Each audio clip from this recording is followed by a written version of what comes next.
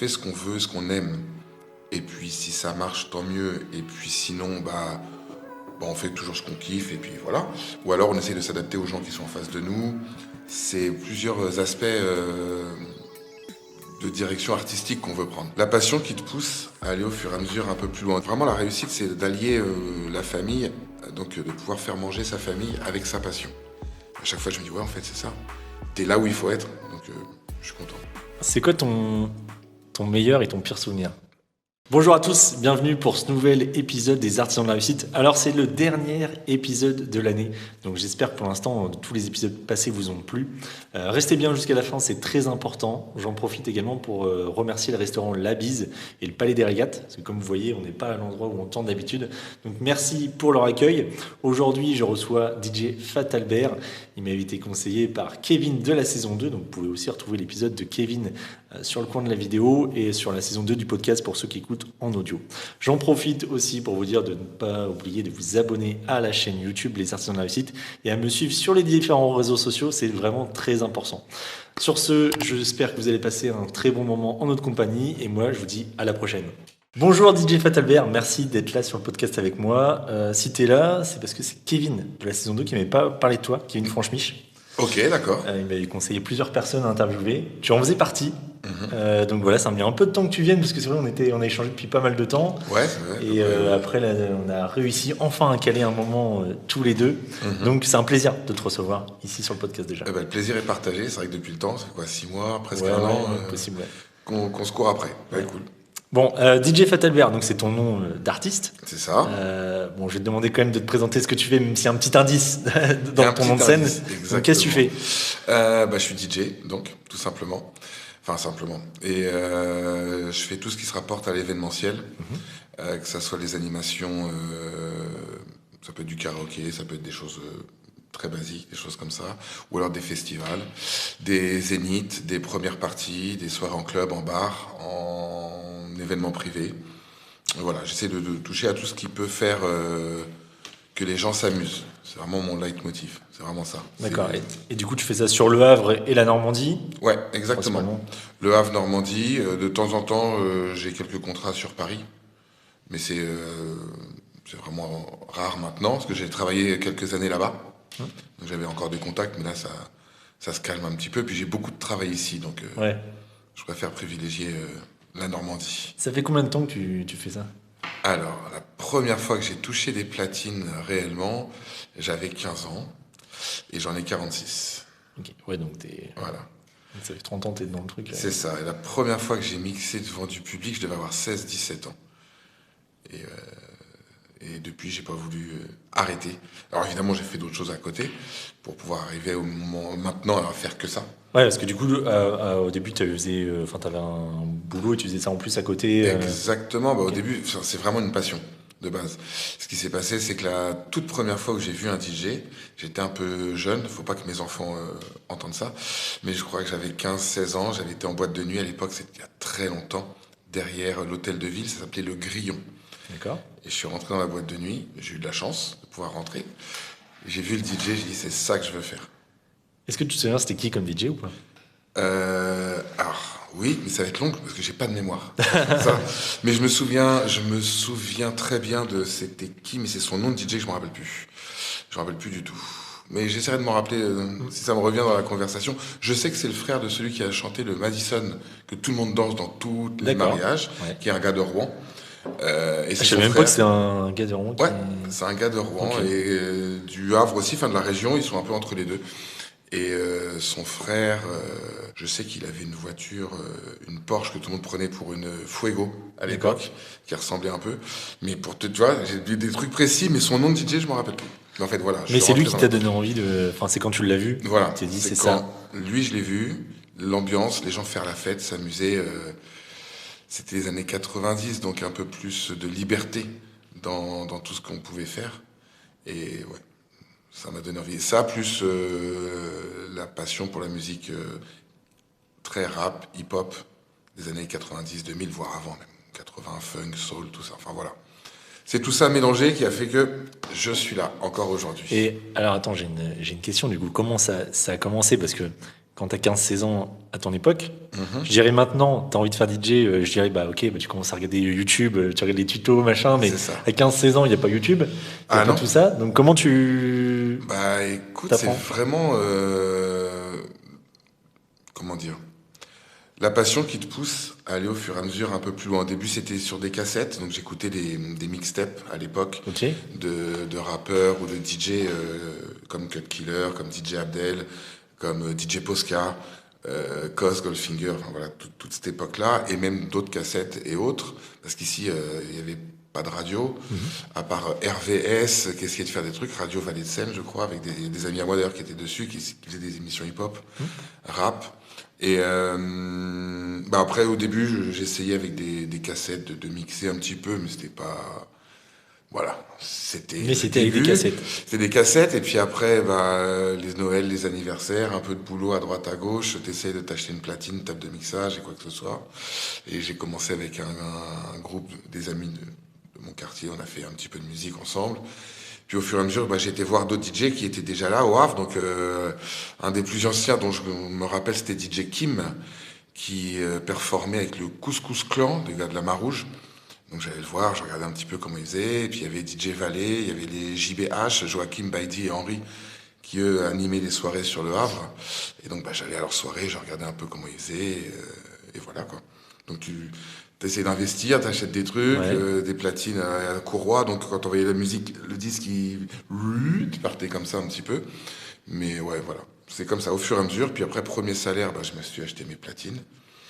Et puis après, c'est parti, quoi, non-stop. Et tu as dit que du coup, tu avais fait ta première prestation devant du public à 17 ans, c'est ça? Ouais, c'est ça, à peu près, ouais. Et justement, comment ça s'est passé cette première scène? Comment tu as réussi à l'avoir, cette scène? Bah, justement, par tous les contacts que je viens de te dire. Donc, c'était DJ Vallée, qui officie toujours, lui, est un pro de la kizomba maintenant, il fait partout dans le monde.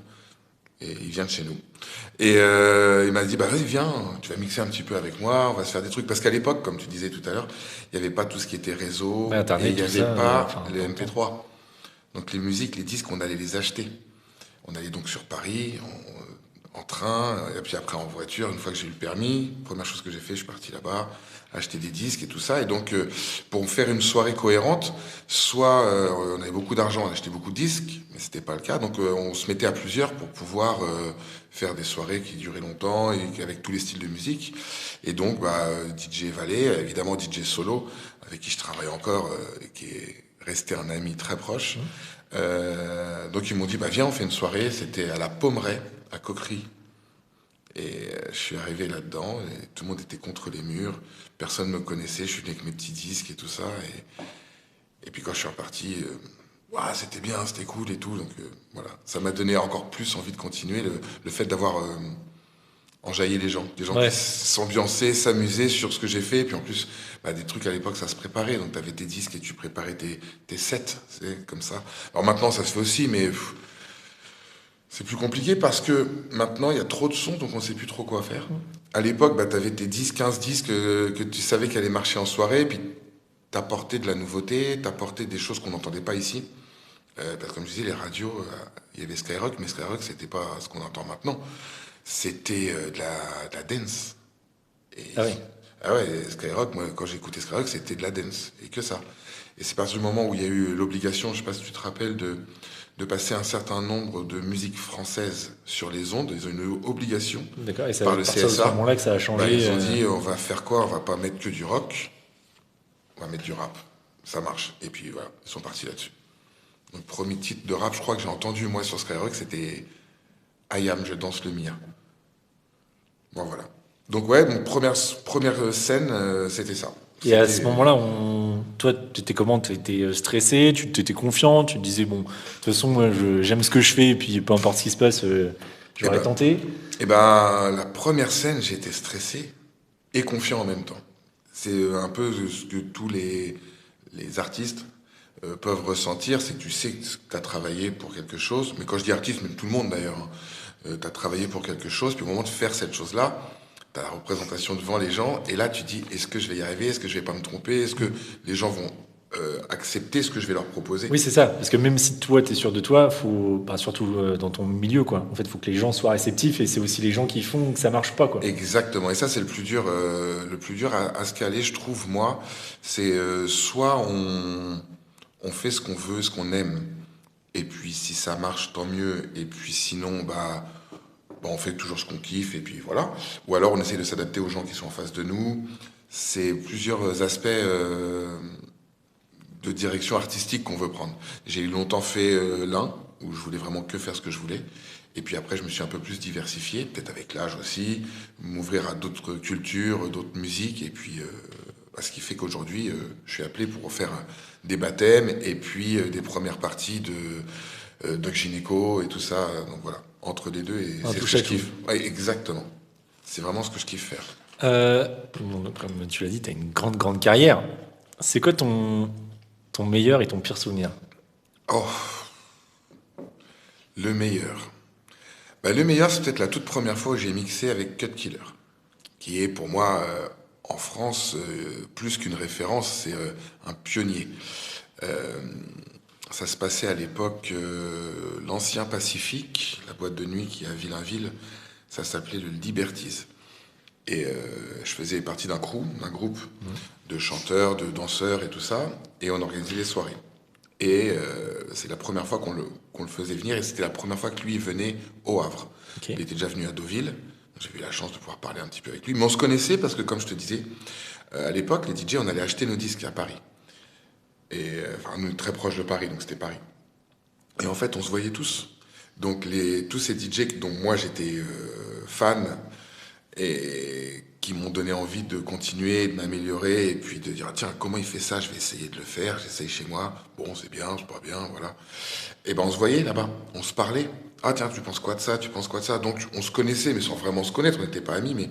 Non, mais il y avait déjà eu un contact. Il y avait un contact, un premier contact. Et le jour J, c'est vraiment, j'ai pris un pied de fou, c'est pouvoir parler, discuter, parce que lui, il a une carrière internationale, tout le monde le connaît grâce à la haine, mais il y a tout ce qu'il a fait avant et ce qu'il a fait après. C'est un monsieur du hip-hop, DJing hip-hop au top.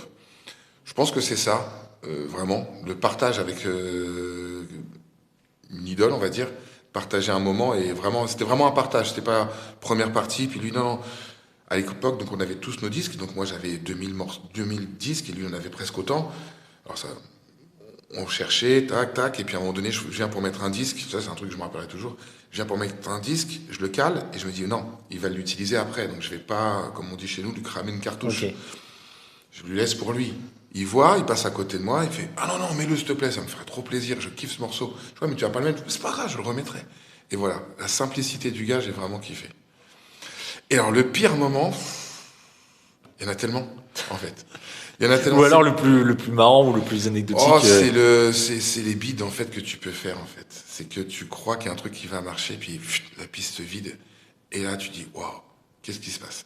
Donc, tu essayes de revenir, de refaire revenir les gens, mais... Il y a, d'anecdotiques, en fait, il y en a beaucoup, ça arrive souvent. Mais du coup, c'est ces moments-là où, justement, tu parles de bide, maintenant, tu arrives justement à rattraper vite fait, à te... C'est ça, mais parfois, donc ça dépend, parce que si c'est sur un truc généraliste, tu peux repartir sur quelque chose qui est vraiment un gros banger, et voilà, tu repars sur ça.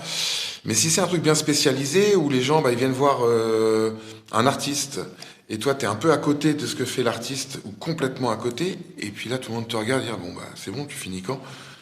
Voilà, ça m'est déjà arrivé une fois, c'est pas agréable comme moment. Mais bon, c'est toujours des bonnes expériences parce qu'après, ça permet de se dire qu'il faut s'adapter, il faut réfléchir à comment amener le truc et quoi que ce soit. Mais voilà, je pense que j'ai pas trop de mauvais souvenirs. Est-ce que tu as toujours une roue de secours? Un truc de sauvetage. Par exemple, tu dis, bon, s'il y a un truc qui marche pas, je sors ça, c'est bon.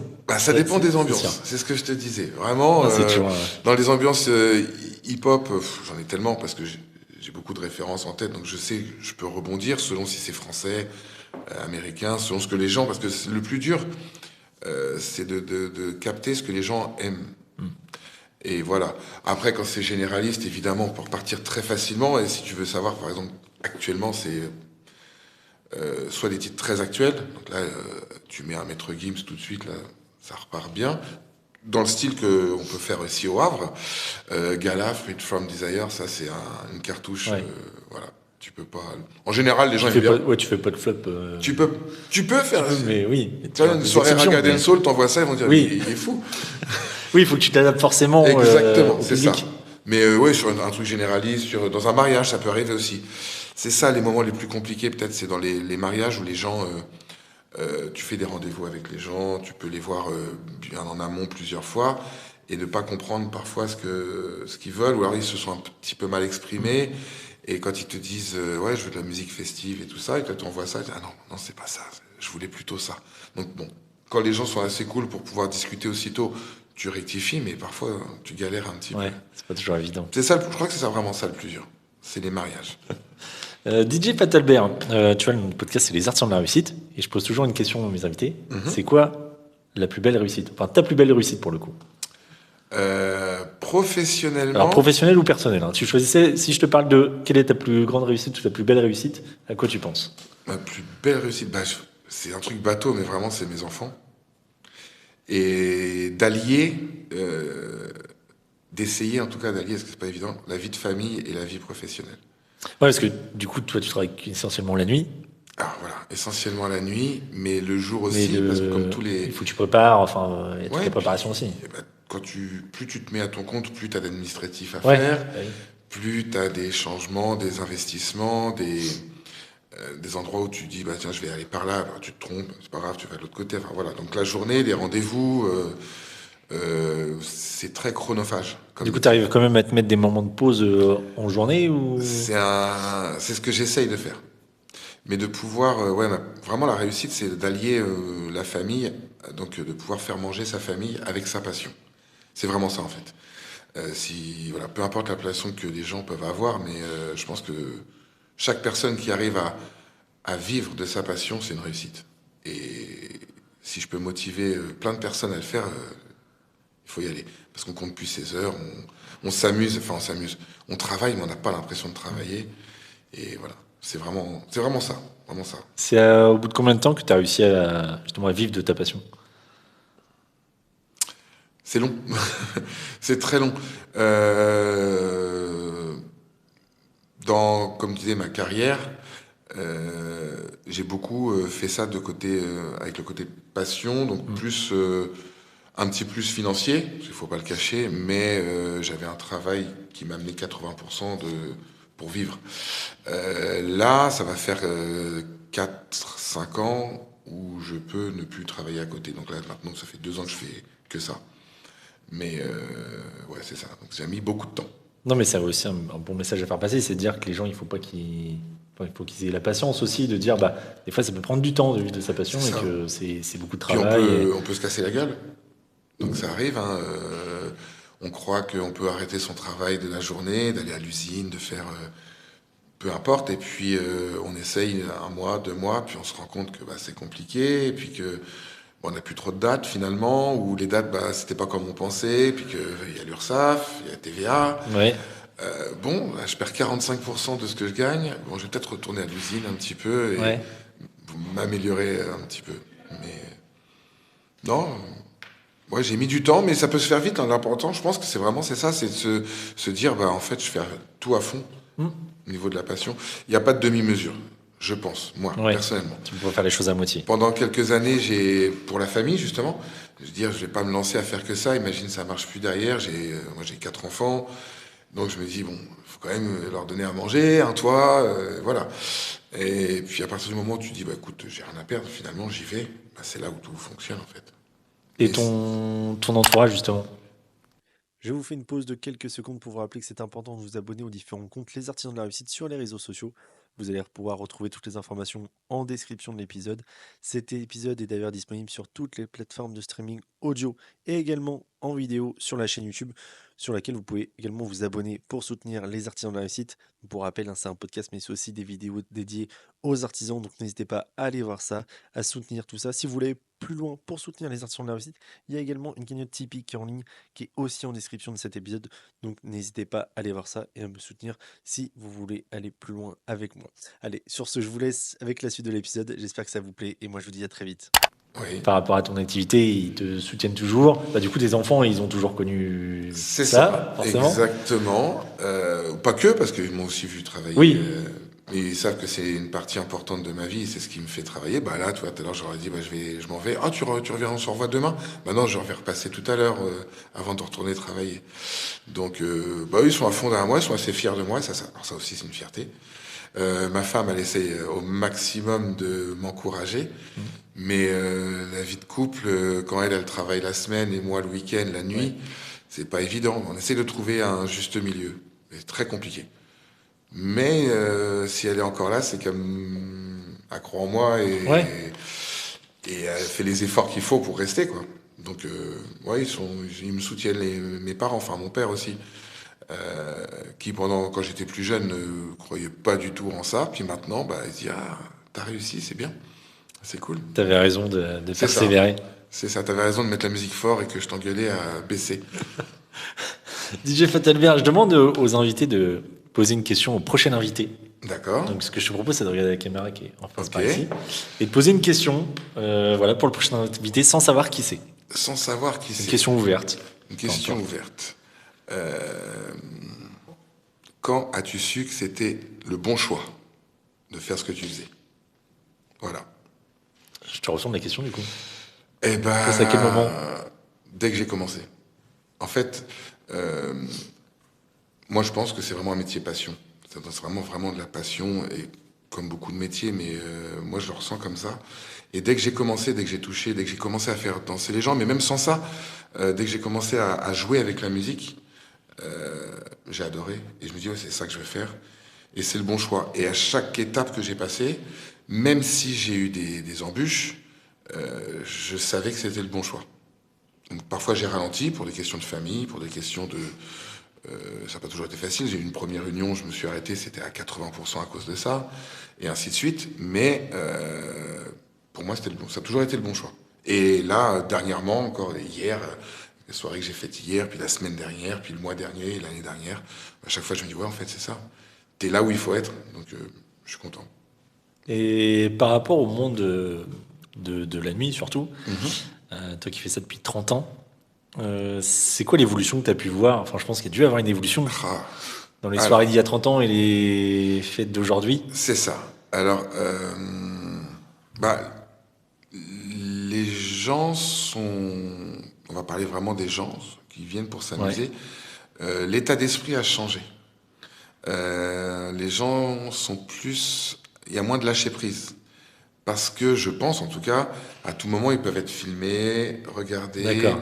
scrutés, et puis on peut partager ce qu'ils ont fait, et ainsi de suite, ainsi de suite. Avant, la boîte de nuit, c'était un peu un no man's land, quoi. On allait, on faisait la fête, on était bourrés. Bon, il y en a encore, attention, mais voilà, c'était ça. Après, le monde de la nuit en lui-même, c'est l'évolution technique qui était fulgurante. Mais vraiment, ne serait-ce que pour les lumières, Oui. pour le son, pour le matériel qu'on utilise. Je pense que c'est vraiment ça, l'évolution en 30 ans. Les gens ont toujours envie de faire la fête. C'est ça c'est ça qui est bien. C'est que les gens ont toujours envie de faire la fête. C'est de plus en plus compliqué avec les conjonctures actuelles. Il y a eu le Covid qui a fait beaucoup de mal, mais vraiment. Beaucoup de législations qui sont pas toujours dans notre sens. Lesquels, par exemple, parce que c'est vrai que moi je les connais pas trop, les Bah, domaines de la nuit. on peut être facilement embêté pour pas mal de raisons dans un établissement de nuit. Les nuisances sonores, alors ce que je comprends. Mais en fait, à un moment donné, quand on baisse vraiment la musique, bah, les gens, quand ils peuvent s'entendre avec la musique, bah, ils sont plus motivés à danser, ils sont plus à s'ambiancer, un peu moins en tout cas. Le fait de ne plus pouvoir fumer dans les lieux publics, ça a été au début catastrophique. Et il y a eu une vague de personnes qui Ah lui bah, présentent. ça le fait toujours parce que si tu mets un morceau, t'es en boîte de nuit, dans un établissement au Havre, comme par exemple le Cosmo, et tu te retrouves à avoir 400 personnes devant toi, puis bon voilà, c'est le moment où tu fais un petit peu... T'es dans le creux de la vague musicalement pour calmer les gens, pour qu'ils puissent aller consommer, parce notre métier, c'est pas que de faire danser, mais là pour faire travailler les établissements dans lesquels on est. Et bah, tu te retrouves avec 200 personnes qui partent, enfin 200, j'exagère, mais voilà, t'as un trou sur la piste, il y en a, ils vont au bar, il y en a, ils s'assoient, il y en a, ils vont draguer, il y en a, ils vont aux toilettes, il y en a, ils vont fumer, la majorité vont fumer. Et bah là, tu dis, waouh, j'ai plus personne sur la piste. Tandis qu'avant, si le son ne plaisait pas, t'as pas les 5-6 filles qui, ah bah venez les filles, on va fumer. Bah restez, elles avaient mis une clope et elles fumaient sur la piste. Ouais. Et autre chose, ça c'est un truc que tous les gens de mon âge ont connu, c'est qu'à partir du moment où ils ont arrêté la possibilité de fumer dans les boîtes de nuit, il y avait cette odeur de cigarette qu'on avait, mais après c'est l'odeur de sueur qu'on a eu nous. Et c'était pire en fait, on préférait. Ouais. On préférait Préfère la largement, cigarette. ah oui, oui, oui, largement. Moi, à cette époque-là, j'étais sur Paris, je travaillais dans un bar de nuit, le Latin Corner, qui était à 90% féminin. Donc, les filles, elles sont apprêtées, quoi que ce soit. Ouais.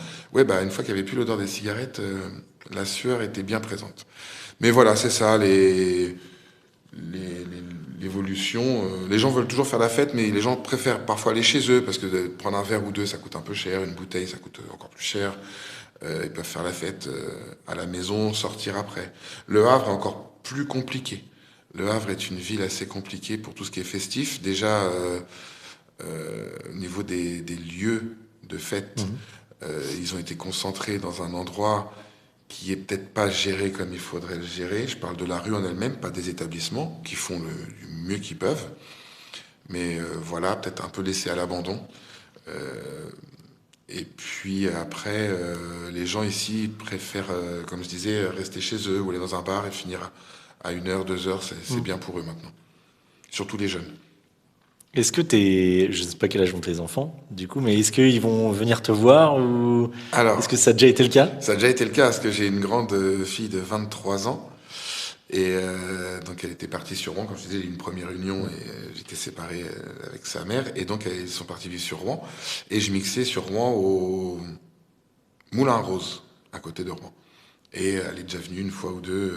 Elle t'avait prévenu avant ou pas? Oui, elle m'avait prévenu avant. Et c'était cool. Même dans un bar aussi à Rouen où j'avais mixé, elle était venue aussi. Mais ce qui m'avait le plus impressionné, c'est quand j'ai vu mon père en boîte de nuit. Parce que bon, oui. Parce que ma fille, bon, je me dis, elle a 20 ans, voilà, c'est cool, c'est marrant, mais il y a quelques années, c'était en 2005, avant que je parte du Havre, je crois. Et pareil, c'était donc au Liberties à l'époque, si mes souvenirs sont bons, le nom, ils ont changé tellement de fois de nom. Et j'étais en train de mixer, donc j'étais en hauteur, il y avait, je crois que la capacité c'était au moins 800 personnes, là-bas c'était plein. Puis je vois mon père en plein milieu de la piste. Et j'étais pas prêt, parce que lui par contre m'avait pas prévenu. Et c'était assez marrant. C'était rigolo. Du coup, il voulait venir te voir. Ouais, il voulait venir me voir. Voir Et ce que tout je seul faisais. comme ça Tout seul, ouais. Et il est resté toute la soirée? Oui, bah après qu'une fois que je l'ai vu, j'ai fait venir avec moi. Ouais. On a pris une bouteille, on a pris un verre ou deux, tout ça. Mais c'est comment il a fait pour rentrer dans la boîte, parce que il m'a expliqué tout ça, c'était assez marrant. C'est vrai? Bah, il est arrivé sur le parking, il y a l'agent de sécurité qui va le voir. C'est moi, monsieur, vous êtes perdu parce que vous êtes un peu vieux. Enfin, Il avait pas le profil. Il avait pas le profil. Il était ouais. en short en plus, basket. C'était l'été. Il dit non, mais je viens voir mon fils. Il dit bah ouais, c'est bien, mais c'est qui votre fils? Bah c'est le DJ. Ah bah allez-y, hop. Donc il arrive devant la porte. Il le regarde. Ah non, monsieur, non, ça va pas être possible. Non, mais juste je prends un verre, je viens voir mon fils. C'est la première fois que je le vois en boîte de nuit. C'est qui votre fils? Bah c'est le DJ. Oh bah allez-y, rentrez, tout ça. À la porte, il a pas payé. Ils l'ont fait rentrer. Ils ont payé un verre et tout. Et quand je l'ai vu, je me suis dit, mais qu'est-ce que tu fais là en fait? Et je me suis dit, mais tout ce périple juste pour venir me voir, c'était cool. Ouais, ça Franchement, devait cool. faire chaud au cœur quand même. Ah ouais, non, c'est c'est vraiment bien, c'était cool. Et t'as réussi à rester concentré quand même sur. Oui. Ça, c'est pas un problème pour moi. La concentration, c'est pas un souci.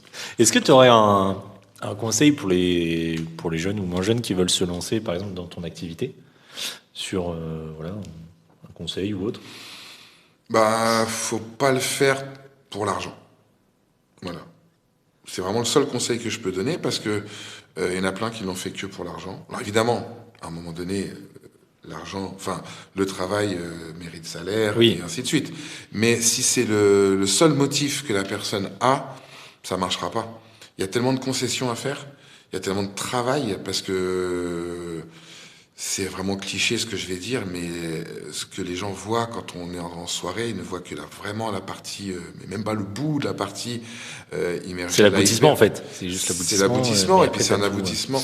Quand on me voit, par exemple, sur le Havre, donc comme je réside un peu partout, on peut me voir un peu partout, mais il y a tout le travail en amont pour en arriver là, pour que la soirée se déroule bien. Alors maintenant, avec l'expérience, ça va.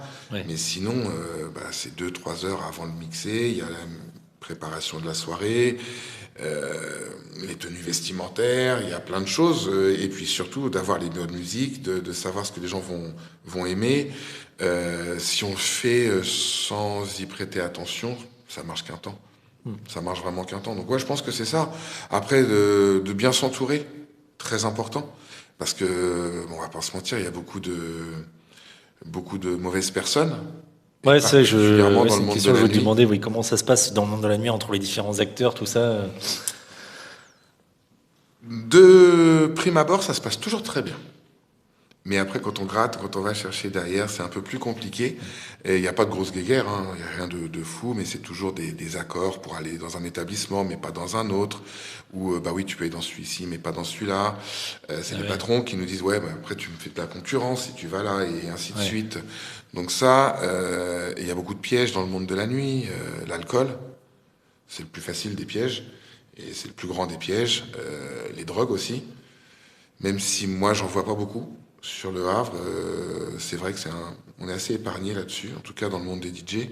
Il y en a évidemment, mais c'est pas la première chose qu'on voit. Et puis le sexe, les femmes ou les hommes, ça dépend de ce qu'on aime. Ça aussi, faut faire attention parce que c'est des pièges quand on est jeune ou qu'on a envie de s'éclater, de faire la fête et en même temps Ouais. travailler. On dure pas très longtemps si on fait que ça. Donc, voilà. Ok. C'est quoi tu nous disais que ta plus belle réussite, du coup, c'était tes enfants et le fait de pouvoir vivre de ta passion. Est-ce que tu as un autre objectif dans ta vie? Euh, alors, pas professionnel, mais voyager un petit peu. J'ai mes collègues DJ, parce qu'on est tous. Alors, ce qu'il faut savoir sur le Havre, on se connaît tous, et on se parle tous, et on a une bonne, comment dire, une bonne entente générale. Il y a des points de friction entre certains, parfois des très gros points de friction, mais en général, on se parle Ouais. bien. Et ils me disent, mais quand est-ce que tu prends des vacances, Fat? Parce qu'en fait, je prends jamais de vacances et je pars très rarement, donc j'aimerais bien là arriver avec le temps. J'ai eu des enfants, donc j'ai eu ma grande de 23 ans, et puis là j'en ai eu trois autres avec ma femme qui ont 13, 12 et 11 ans. Donc les vacances et les voyages, c'était très compliqué pendant plus de 10 ans. Ouais. Donc j'aimerais bien partir un petit peu et des amis à moi à mes 40 ans, donc il y a 6 ans, mais c'était que elle fait une petite collecte pour que je puisse partir aux États-Unis, à New York, Ok. parce que j'ai jamais été là-bas. Pour quelqu'un qui kiffe le Ouais, hip-hop, voilà.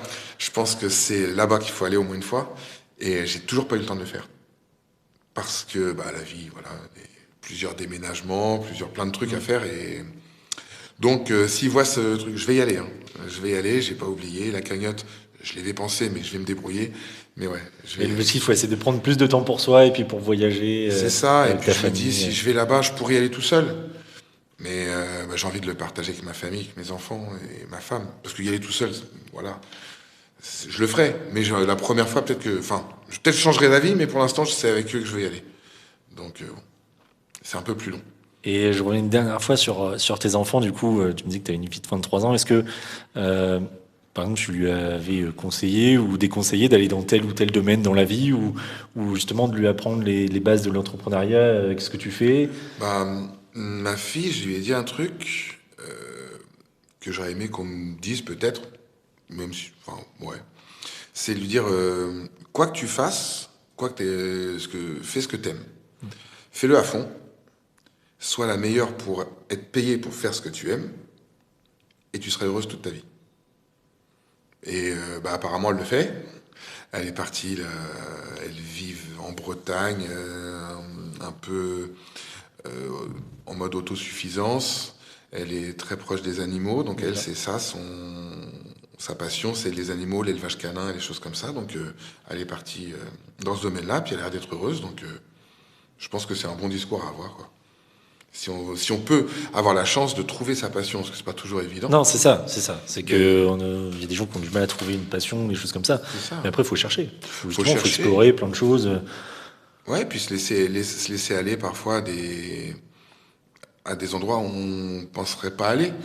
Je pense que c'est ça, c'est le lâcher prise. Alors quand on a la chance, comme moi, d'avoir cette passion tôt, très tôt, et puis bah, de jamais lâcher l'affaire, bah, c'est cool. Mais après, c'est vrai que bah, faut travailler à un moment donné, faut. Il n'y a pas de c'est un- secret. Il n'y a pas de secret, puis c'est un épanouissement le travail, quel qu'il soit. Après, à un moment donné, on tourne en rond dans certains boulots, donc on change. Ça m'est arrivé. J'ai fait plusieurs métiers, tellement que je me rappelle pas de tout. Mais voilà, c'est ce que j'ai conseillé, ce que je conseillerais à mes autres enfants aussi. C'est quelle que soit la chose, ça peut être. Quand on dit il n'y a pas de saut métier, je le pense vraiment. Vraiment, tant qu'on est à fond dans ce qu'on fait, par contre, le faire à fond. C'est ça. C'est ce que je lui ai dit. Et c'est ce que je dirais à tout le monde s'ils veulent avancer, c'est de faire les choses à fond. Je pense que pareil, toi, dans ton domaine d'activité, les trucs, tu les fais pas qu'à moitié. Si tu les fais à moitié, à un moment donné, la passion va se perdre. Voilà. Donc je pense que c'est ça le truc. T'as dit que t'avais fait plein de métiers. C'est quoi le métier le plus improbable ou le plus atypique que t'aies pu faire? Facteur? Ouais. Donc là, sur le Havre? Non, sur Paris. Ok. Facteur dans le 19e arrondissement. C'est une bonne expérience ou pas? Oui. C'est vrai? Alors, moi, je suis peut-être trop positif, mais alors, pour moi, tout est une bonne expérience. Enfin, voilà, j'ai galéré, la pluie, les trucs, t'es devant avec ta lettre, là, à chercher un nom. À Paris, il y a des boîtes aux lettres, veux-tu en voilà, puis t'es là, t'attends pendant 1 heure, alors que t'as ceux qui sont là depuis 20 ans, ils ont fini leur tournée depuis 3 heures. Toi, tu rentres, il n'y a plus personne dans le bureau de poste. Voilà. Mais non, bonne expérience. J'ai vu Non, mais autre c'est chose. bien des fois de voir les métiers, même si tu le fais pas, même si c'est pas ta passion, mais de voir un petit peu comment les gens sont dans leur métier et qu'est-ce Ouais. que c'est vraiment la réalité, tu vois. C'est ça. Parce qu'on se rend pas compte, tu vois, à la poste, tu te dis, même les livreurs, etc., tu dis, bon, je reçois des colis, etc., mais tu vois pas que forcément c'est dur, que les mecs ils speedent toute la journée, que c'est. Ah ouais, non, ouais. C'est bien de se rendre Les compte. livreurs, c'est chaud. Facteur, ça va un peu plus. Une fois que tu connais ta tournée, c'est cool. Même maintenant, si ça a beaucoup changé en 20 ans, Bah oui, ça aussi, a ouais. beaucoup changé. Ouais, non, j'ai fait ça, j'ai fait de la sécurité, je travaillais au McDo, nettoyage industriel, sur la zone. J'ai fait crever, là, ici, sur la zone, plusieurs C'est vrai fois. Pourquoi Ouais. Il y avait j'étais sur une centrale, pas une centrale, comment ça s'appelle? Ouais. Ça s'appelle les huiles 2. C'est à Total. Et en fait, il y a plein de cuves et autres. Et en fait, ils arrêtent la cuve. Et moi, je devais démonter des écrous pour pouvoir rentrer dedans et faire le nettoyage à l'intérieur. Et puis, j'étais en train de taper pour démonter des écrous. Alors, quand je dis des écrous, c'est des trucs des comme gros ça. trucs, ouais. Des trucs, hein. Et j'entendais un bruit bizarre derrière moi. Bam! Gros bruit de métal qui explosait. Et en fait, ils avaient oublié d'arrêter l'arrivée de gaz dans une cuve. Et la cuve Ah était oui, en donc train de gonfler. pression. Ah ouais. Mais une cuve, des grosses cuves qu'on voit de loin, comme ça, elle était en train de gonfler. Et ils ont évacué tout le truc. Et si j'avais pas entendu, ça se trouve, ça aurait explosé. Donc voilà, genre de truc Un comme peu ça. tendu, quoi. Ouais, voilà. Mais bonne expérience, encore une fois. Tu dis, tiens, Ouais. toujours faire attention à ce qui se passe, toujours attention au bruit à côté. Toujours été à l'affût. Toujours. Bon, on arrive à la fin du podcast. Ouais. Est-ce que tu as un dernier message à faire passer ou un message que tu as envie de communiquer? Je pense qu'il faut être positif dans tout ce qu'on fait. Il y a toujours des côtés sombres dans la vie, ça je l'apprends à personne. Parfois c'est très sombre, un peu moins de temps en temps. Mais je pense qu'il faut essayer de toujours positiver. Ce qui permet d'avancer et puis de pas sombrer. Parce que c'est facile de sombrer. Ça m'est déjà arrivé et c'est nul de repartir, de remettre la machine en route, c'est très compliqué. Et je pense dans tous les domaines d'activité, même dans toutes les vies qu'on peut tous avoir différentes, faut rester positif, je pense. Parce que déjà, on partage la positivité, voilà, Ouais. avec d'autres personnes, et ça nous rend, voilà, ça crée quelque chose, et puis ça crée une énergie positive. Évidemment, il y a des gens qui sont pas toujours de bonnes intentions, mais bon, voilà, quoi. On apprend et puis on avance, on se protège. Mais je pense que c'est ça, être positif dans tout ce qu'on fait, et c'est peut-être pas les clés de la réussite, mais au moins on avance sereinement. Non, mais en tout cas, c'est un très beau message. Je te remercie Merci. d'être intervenu sur mon podcast, DJ Fat Albert. Je te souhaite plein de bonnes choses pour la suite. Moi, je vous dis à très bientôt pour un nouvel épisode des Artisans de la Réussite. Et n'oubliez pas, nous avons chacun notre propre vision de celle-ci.